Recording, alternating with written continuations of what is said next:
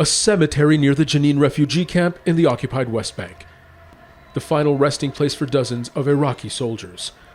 Christians and Muslims, Sunnis and Shias, Arabs and Kurds.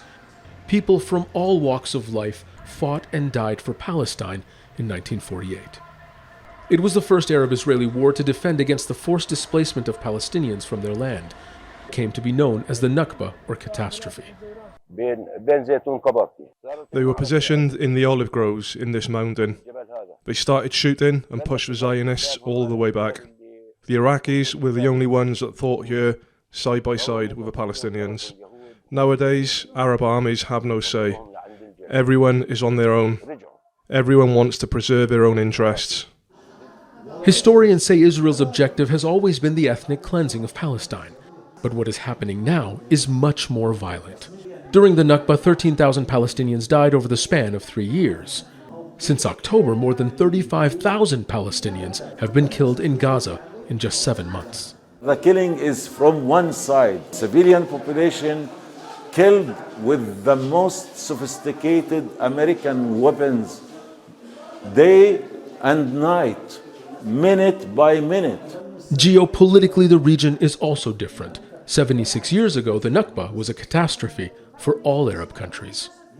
The displays here document decades of what has been a violent conflict, civilian suffering, the assassination of political leaders, massacres, defeats on the battlefield and at the negotiating table.